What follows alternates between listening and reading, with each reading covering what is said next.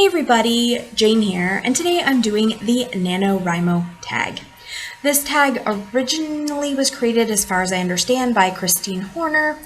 I saw it for the first time on Steve Donahue's channel. I will try to link her original tag if I can, and if I can't, and maybe possibly as well, I will link Steve Donahue's Nanowrimo tag. So let's get into these 9 questions about my participation in Nanowrimo.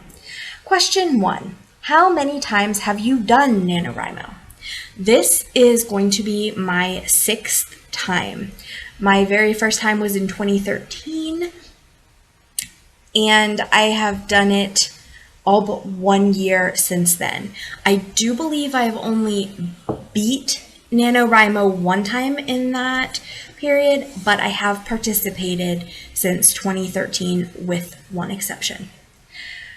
Question number 2. How did you find out about Nanowrimo? I am not sure because that was in 2013. My best guess would be I probably heard about it in a writer's group on Facebook.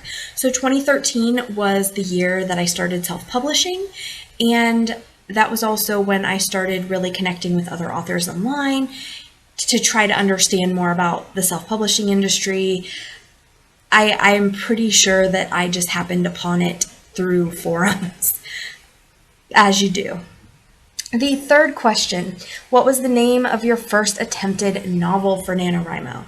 My first attempted novel was called Conquering the Ice. And I will say, to this day, I have not completed the novel, and at this point, I'm not sure if it will ever get done. It was a dystopian set in Alaska that kind of was reminiscent of The Village, the movie The Village. So you have these people in Alaska, and they believe that they are the last people, that everything outside is desolate wasteland, and that they should not tread out there. And I think at one point I was considering maybe it is desolate wasteland and they shouldn't tread out there. But the people who have taken over are scary, and the rules that they live by are scary. And one woman in particular, preyed upon by several people in the group, several men in the group. So it is just a really not great place to live. It was something that I attempted starting to write a long time ago. I did begin my first outlining attempt draft in 2009, I believe, because I was still living in Alaska at the time, and living in Alaska kind of prompted the whole idea of the story to begin with.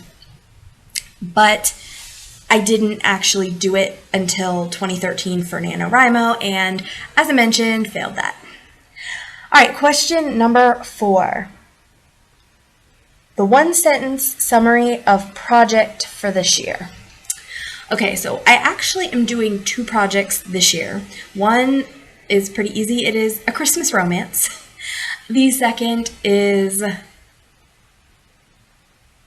Girl Sees Ghost, I guess. Yeah, I decided to do 2 projects this year because I doubted either would reasonably be long enough to hit 50,000 words. I tend to be an underwriter, and my first drafts for a book that ends up being 50 to 70,000 words run about 30,000.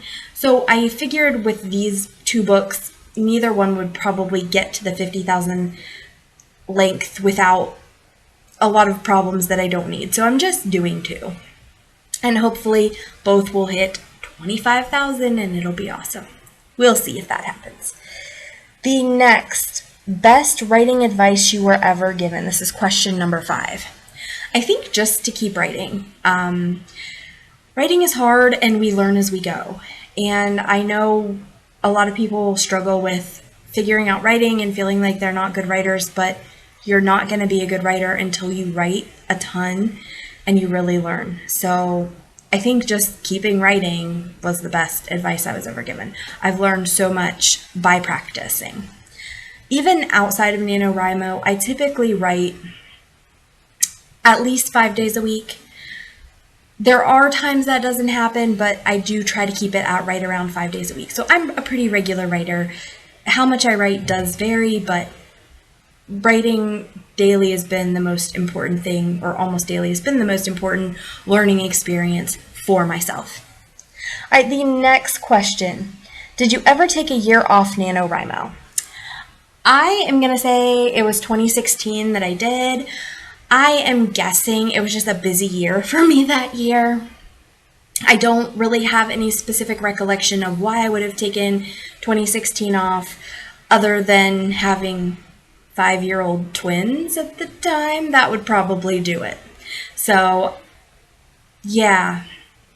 I don't know why I took 2016 off, but according to the Nano website, I did. Question 7.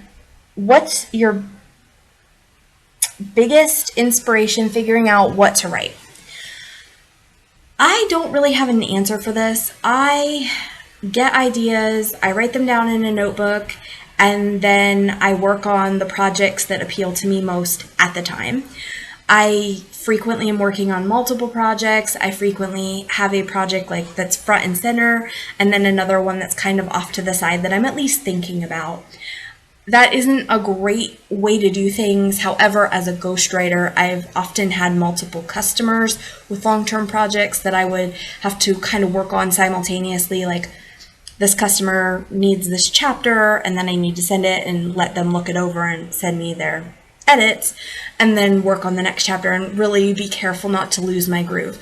So I do have some experience with doing multiple projects. It's not ideal, it's not great, but sometimes it's what you gotta do. So I think of things, I put them in a notebook and go from there. The next question. Read us the first sentence from one of your novels.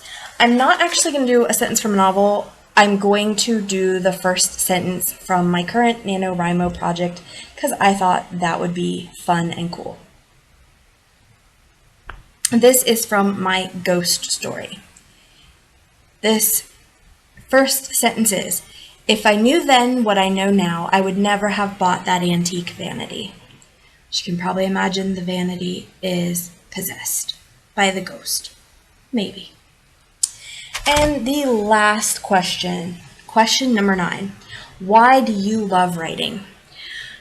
I am not entirely sure how to answer this. I have basically been writing all my life. My parents are very creative. My dad is not a writer, but he's a storyteller. When I was a very small child and we would take long trips, he would say, like, tell me what you want in a story, or tell me a story you want. And I would tell him whatever. I know one time I told him to tell me a story about cake mixes.